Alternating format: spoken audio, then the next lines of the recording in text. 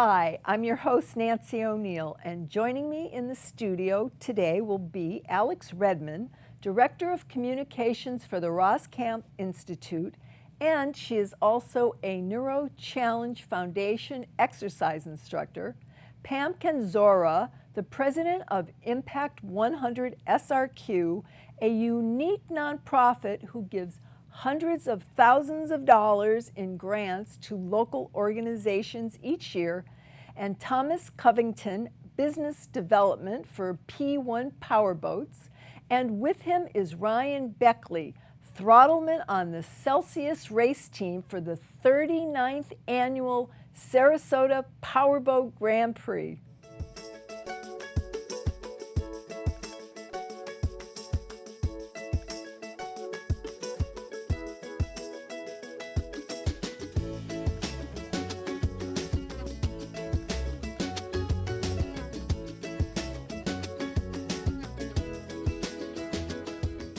Alex Redman is no stranger in Sarasota to helping those in need.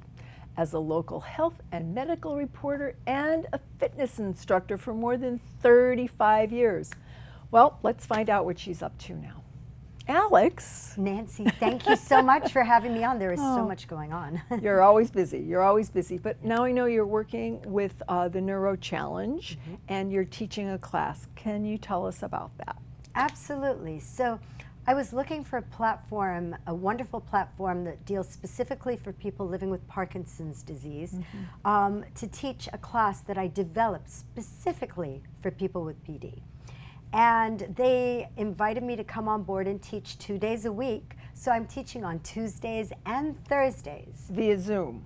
Via Zoom. There you go. Yeah, so we have people joining us mainly from here that we have between 15 and 25 people, and we just started the class recently. It's brand new. Aww. And we also have people joining us from Canada and from other places. So well, it's this exciting. is a wonderful thing that we had talked about when you've been on before. You know, Zoom was brought to us for not the best reasons in the world, but it has now opened up outlets like this where you can reach people all over the world with PD. I think one of the biggest things for not only people living with PD, but also those that love them, the care partners, is that it connects people. And the biggest thing that we went through was disconnection. And then with places like Neuro Challenge Foundation, they allow people to not only do movement classes like the PD positive workout, which is my class, but and it's all free. There is no charge. But they also have ballet. They've partnered with the ballet. They have art classes. They have care partners, support groups. They have a new one starting, which is Training Wheels Off, which is the great Roger Trugelis, who's an incredible guy that's living with PD, that has this fabulous support group. He gets a lot of people. Okay, so we'll put the website across the bottom of the screen here so our viewers can find it. But what do you actually teach when you're doing this particular class so that our viewers out there can get an idea of what they're going to see, Alex? Absolutely, and if they want to join in, they can go to neurochallenge.org and join in for free. Nancy, it is very similar to any class that you would see, but the thing is that you get to see all the participants and you cater to the majority. The class can be performed sitting or standing. It is the same workout. You move to the best of your ability. It is a warm-up. Then it's a little bit of a stretch. And then we do some marching in place. We do big movement, because with Parkinson's disease, sometimes your movements become very small. Your voice may become small. So we do big reaches, you know, like touch the wall, touch the ceiling, touch the wall. And then we do a lot of large movements. And this is designed specifically to also exercise your brain. So we do things like we do a little add-on things. I have a menu of about 50 moves, and I use about 4 or 5 of them. We take a water break, then we go back to the beginning, repeat, and we add on. It finishes with a stretch, and then we work on strength training, arms, abs, legs. So also, in addition to that, I understand you have a new position with the Roskamp Institute. Yes, I'm very excited. Thank you, Nancy. I've been familiar with Roskamp Institute because I interviewed them because they're always on the cutting edge of research. And I just love the two leads of research there. It's Dr. Fiona Crawford and Dr. Mike Mullen, because they have such great ethics. What they say is we want to throw everything we can at a clinical trial or research that we're doing to find out why it may not work. Right. That's the thing. Okay. And what are they working on right now, Alex, that you would say is important? I mean, the things that are really important, the most recent project that we're doing right now is the Red Tide Project. And we would love community support with that because, of course, Red Tide affects all of us here on the Suncoast. And they're partnering up with Moat as well. We have a partner in Moat. So we're looking at the way that it affects the human brain.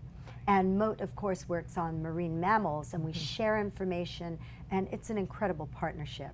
Okay. Anything else you'd like to add before we close today, dear? Yeah, I think it's important, very briefly, that people know that we work on Alzheimer's disease. We work on research for traumatic brain injury, which could affect anybody from an adult that falls over to a child that's playing ball or riding a horse. It's very important. Also, PTSD and Gulf War illness for our veterans. We absolutely love our veterans. And of course, the Red Tide Project. We always are in great need of volunteers and people to participate in those clinical trials. Right. What may not help you today may help your children and your grandchildren. So I think that's very important. Very important. Thank you so much. We appreciate you being here. Up next, Impact 100 SRQ, a nonprofit organization of women that awards hundreds of thousands of dollars in grants to our local nonprofits.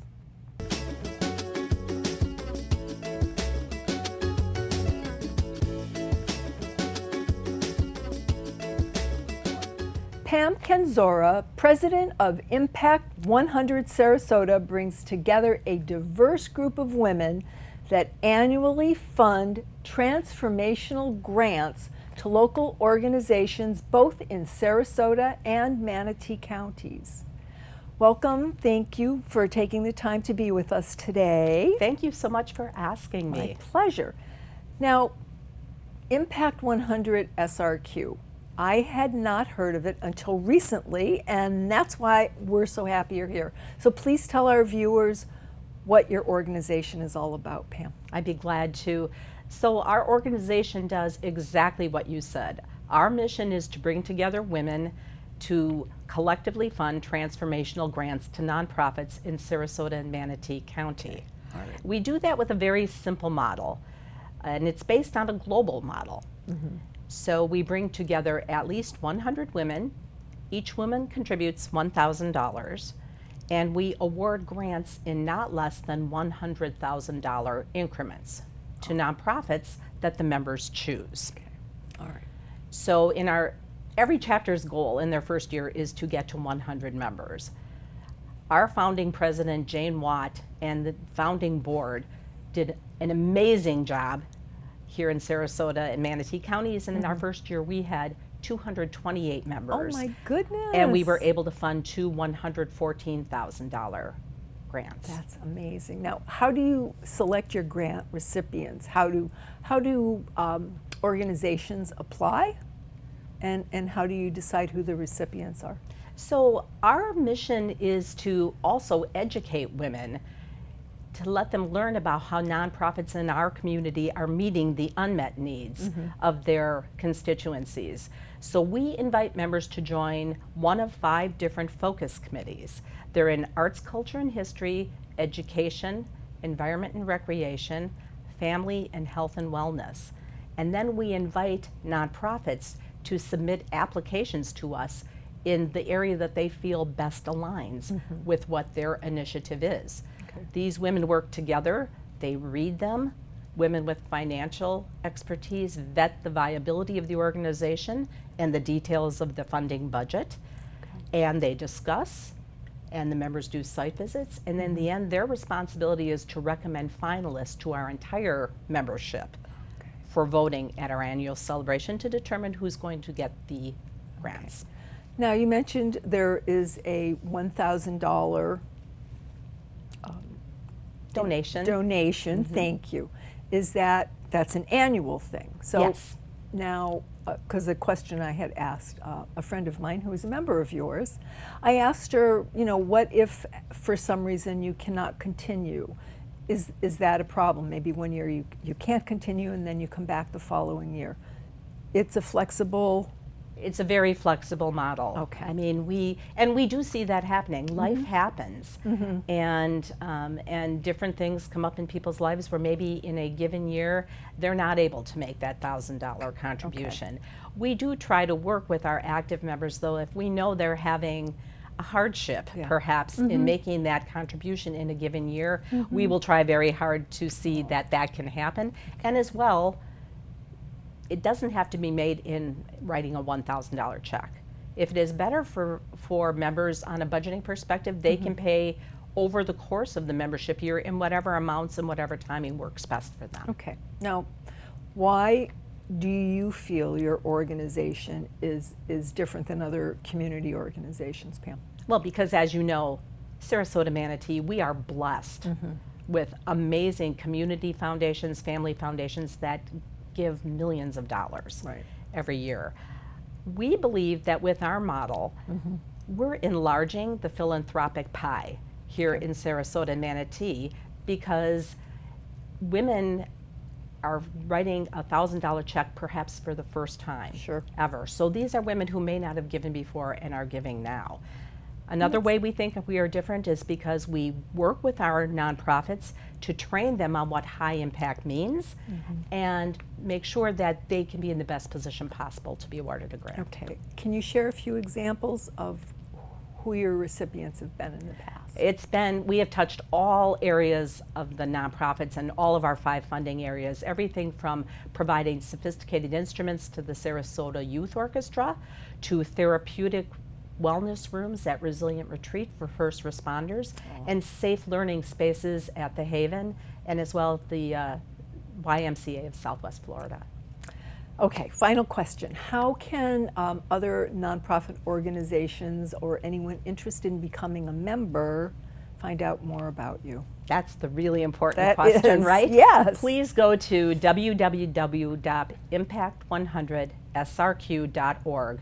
We have tabs for the nonprofits to learn more, for potential members to learn more, and also for our community, which is an important constituency, to find out ways they might be able to help us, because we are an all-volunteer organization, and every dollar of the $1,000 members contribute goes to funding a nonprofit grant. That's awesome. Well, thank you. Thank you. I look forward to learning more and participating in this great organization that Thank you you, have. Nancy. Get ready for a high-speed weekend. We'll hear all about the exciting Sarasota Powerboat Grand Prix, so please stay with us.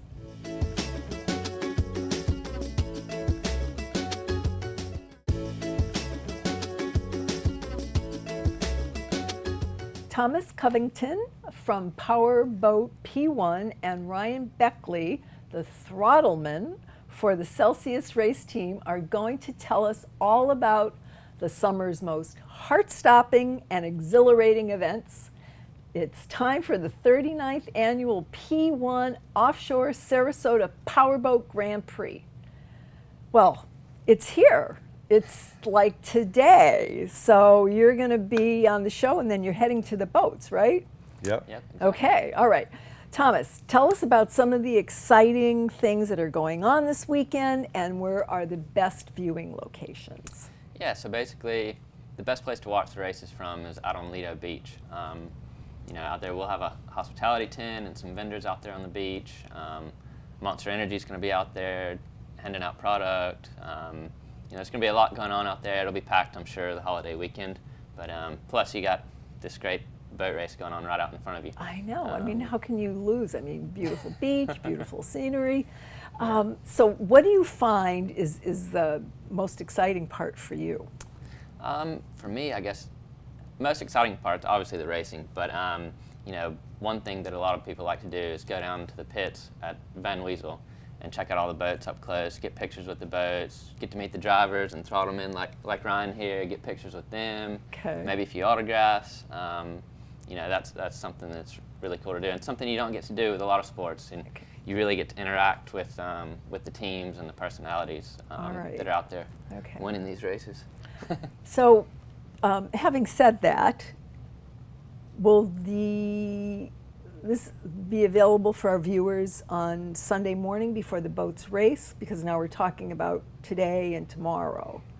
So is there still time for them to come down and see you? Anytime. The boats are always going in and out of the water, and the teams really love when the fans come interact with them. And Sarasota is one of the best, most open pit areas there are. So fans can always come down there and check things out. In the Van Wezel parking lot, it's a very open area. Great. And they love, teams love the interaction with fans. All right. And where can we buy? I know you've got this great shirt on. I'm looking at it and I'm like, I want one of those. Where can our viewers go find the merchandise for the event? Well, we've got official event merchandise with tuna skin, so it'll be available in their shop out on St. Armand's Circle all weekend. Okay. And then they'll also have a tent in the pits and out on Lido Beach on Saturday and Sunday. So. All right. And then many of the teams will have their own vendor booths set up selling T-shirts and apparel and hats in the pit area as well. Okay. Now, I understand you're a local. How did you get into racing, and how many years have you been doing this? This is my 30th year racing. I started the first year I was old enough at 18. I grew up in Key West, and I moved here to Sarasota for boat racing and actually BMX racing, because it's a mecca for those two things. And I've been racing here every chance I get. We're lucky enough to have a lot of local sponsors and friends in the community that have always helped us. And but this year we're racing the Celsius boat, and the Southwest Waste boat is another boat I'm racing in. All right. Now, how do you prepare for something like this? I mean, when you started, obviously 30 years ago, you didn't start out with power boats. So obviously you built up, but how do you prepare for something like an event like this? Well, my teammate and I, Chris Hopgood, that owns the Celsius boat, the driver, we've been out testing a lot weekly. He comes over from the East Coast, and we prepare a boat and go out here at 10th Street and practice and try to figure out the best way to run our boat and what's going to be the fastest way to get around the course. Okay. Now, when you talk about the course, is the course set up pre racing so that you get a chance to actually go around the course, or do they kind of like surprise you with the course? We see a map of it, and then they set it up Saturday morning so we can test on the course. Okay. And some of the classes do qualifying on it, but we kind of know the shape of it, and every venue has a different course. It's not the same. All right. And how many categories are there? How many? So we've got, I'd say that there'll be 6 different races. So we've got 2 races happening today on Saturday, starting at 1:30. And then on Sunday we'll have 4 races starting at 10 a.m. Okay, and it'll go all day. Those will go all day. Okay. Let's see. Now, obviously, this is going to make an impact on our lovely waterways. What are some of the environmental initiatives that you've taken to kind of plan for this? Yeah, so we work with our P1 Marine Foundation to help raise awareness for marine wildlife and conservation, and just educating people at all the events that we do. Sure. But some of the precautions we take is during every single race we have a helicopter, a marine observation helicopter. So they're looking out for any kind of sea life, sea mammals out there in the race course. If there's a sea turtle, a manatee, dolphins, anywhere within the vicinity of the race course, we shut it down until they've passed and it's safe to continue. So, and then we've got a few marine observers in boats in the infield of the course as well. So we like to think a race day at our races is safer than a general boating day, because we really keep an eye on things like that. And it's a beautiful place to race, and the last thing we want to do is harm any of the nature. Well, I'm sure viewers will feel much better now after hearing that, because obviously that's the first thing, because we always see dolphins and manatees swimming up close to the shore. For sure. Well, thank you both, and best of luck. Thank you so much. We're happy to be the back. Race. That's great. Well, have fun. It's going to be a beautiful weekend. Yes. Thanks for having us on. We hope you enjoyed the program today, and each week our team works to bring to you, our viewers, a variety of local community happenings. If you are a nonprofit organization or have a special upcoming community event that you would like to share, we are currently booking dates in September and October. Please send an email to fyi@snnTV.com, and this is a complimentary service. If you would like to view previous episodes, go to snnTV.com and click on the What's On tab. I'm Nancy O'Neill, and we'll see you next week on Suncoast FYI.